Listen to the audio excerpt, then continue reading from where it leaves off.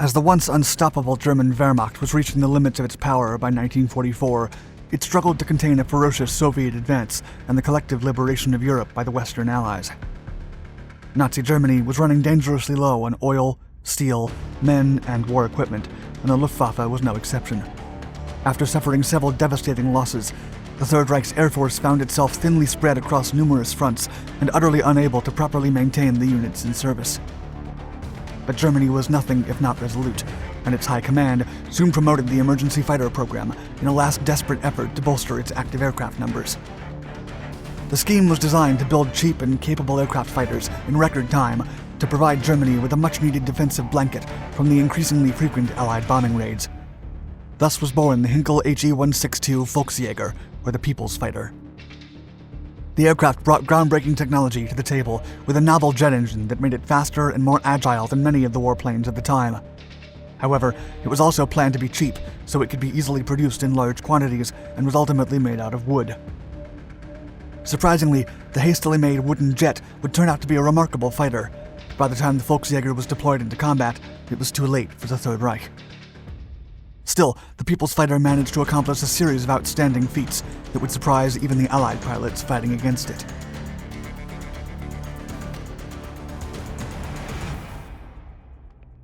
Running out of fighters.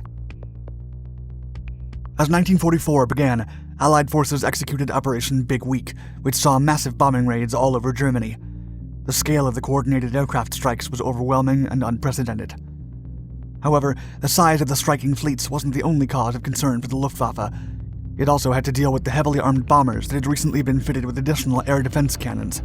The new guns became highly successful in taking down German fighters. The main objectives of Big Week were to disable aircraft manufacturing plants and Luftwaffe air bases across Germany, so the operation not only destroyed German fighters in the air, but also the ones on the ground.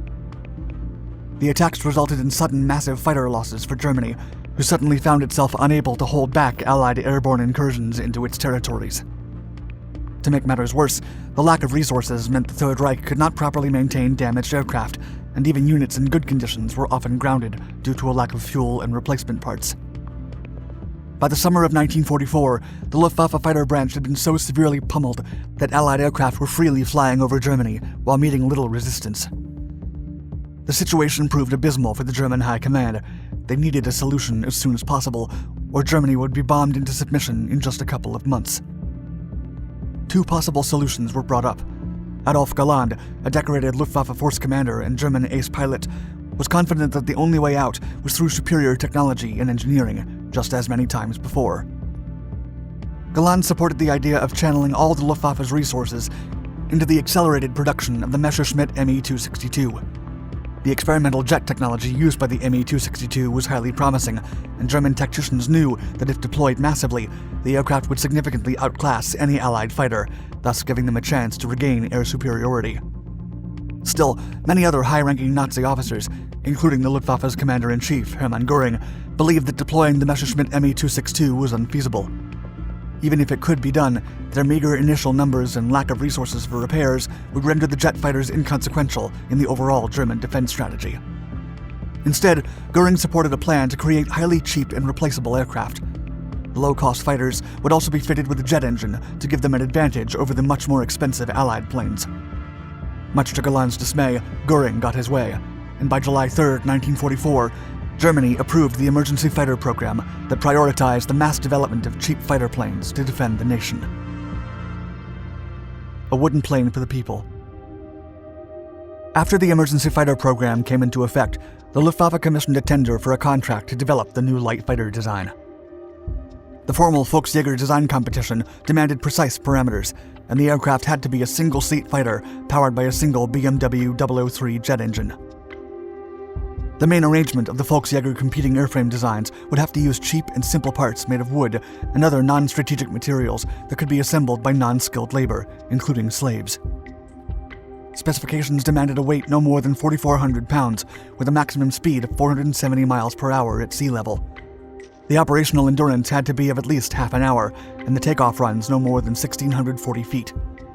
Weapons were specified as either two 20mm MG-151-20 cannons with 100 rounds each, or two 30mm Mk-108 cannons with 50 rounds each. The massive pilot losses Germany had endured during the past months meant that the Volksjäger needed to be easy to fly, as even glider or student pilots would be required to fly the jet in combat. In fact, the name of the project, Volksjäger, or People's Fighter, referred to the idea that the aircraft would be flown by regular German citizens and Hitler Youth members after completing a short induction course. Dr. Ernst Heinkel, the renowned German aircraft designer, would later criticize the concept of non-pilots flying the Volksjäger, quote, "The unrealistic notion that this plane should be a people's fighter, in which the Hitler Youth, after a short training regimen with clipped-wing two-seater gliders like the DFS Sturmel-Habicht, could fly for the defense of Germany, displayed the unbalanced fanaticism of those days." Still, the competition began on September 10, 1944, with early designs to be returned within 10 days, as mass production was targeted to start by January 1st. The winner of the design competition would have to build an unprecedented quantity of fighters, so it was a lucrative deal. Thus, most German aircraft manufacturers expressed interest in the project, and manufacturers such as Blohm & Voss and Focke-Wulf also delivered designs. Although some of the designs were technically superior, Heinkel Flugzeugwerke had been developing a light jet fighter for over 3 years, so their design was chosen because of the substantial head start they had over the competitors. Testing. Heinkel's design consisted of a sleek and streamlined airframe with a highly futuristic appearance. The BMW 003 axial flow turbojet was mounted in a pod nacelle exceptionally situated atop the fuselage over the wing center section, and twin, roughly rectangular vertical tail fins were perpendicularly mounted at the ends of the horizontal tailplanes, at a unique angle of 14 degrees to clear the jet exhaust. Most of the materials used by Heinkel were plywood, and plywood glue, screws, and other metal parts were used only when necessary. In addition, landing gears and other complex systems were simplified to use extension spring designs and avoid using any hydraulics. Many of the parts and systems fitted into the Volksjäger were recycled from older Heinkel aircraft to save developing time and funds and make use of the older disabled and available aircraft. Early testing showed that the Volksjäger was a swift and limber fighter that could reach speeds of up to 553 miles per hour at sea level and 562 miles per hour at an altitude of 20,000 feet. However, Allied bombing raids had destroyed the German factory in Wuppertal that manufactured Tego film plywood glue, so Heinkel had to find another glue provider immediately. The fate of the war depended on it. A replacement was found in time for the first prototype's final assembly, but unbeknownst to the engineers in charge of the development, the new bond was highly acidic. After some time and under specific temperatures, the glue would dissolve the wood instead of adhering to it. The first Volksjäger flight was executed by Flugkapitän Gotthold Peter. During its high-speed debut at 520 miles per hour, the highly acidic replacement bond attaching the nose strut door failed, and the pilot was forced to land. Then, on a subsequent flight on December 10th, in front of several Nazi officials, the glue caused the aileron to separate from the wing, and the plane rolled over and crashed. After the investigation, it was discovered that the peculiar angle of the tail wings was causing stability issues. However, production could not be delayed, as the Third Reich had pinned its hopes on the Volksjäger. Some minor modifications were then made to reduce the problem. The center of gravity was slightly shifted, and smaller guns were fitted into the aircraft, as the recoil of the original 30mm cannons was too much for the wooden frame to take.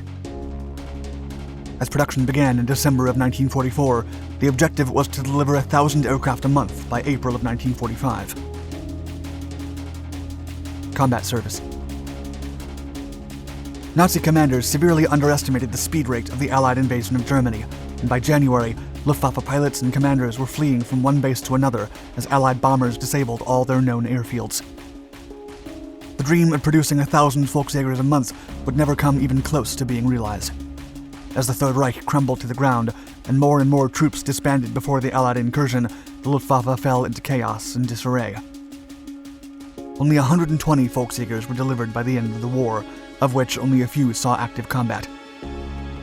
On April 19th, pilot Feldwebel Gunther Kirchner shot down a Royal Air Force fighter in an encounter that showcased the wooden plane's speed and agility. Several other successful takedowns by Volksjägers were reported, although not confirmed. Yet numerous Allied pilots attested to the speed and maneuverability of the German fighter jet. After Germany's unconditional surrender on May 8, 1945, many of the Volksjägers were relinquished to Allied forces, with many of them sent to France, the US, and the UK for further investigation. When Allied pilots got to test the wooden plane, they were seriously impressed by its capabilities, and even Eric Brown of the Fleet Air Arm, a pilot with a record of flying 486 different types of aircraft, would say that it had, quote, the lightest and most effective aerodynamically balanced controls that he had experienced. Thank you for watching our video. What do you think would have happened if the Volksjäger had been deployed a year earlier? Let us know your thoughts in the comment section below, and don't forget to click the notification bell to be notified of our newest content.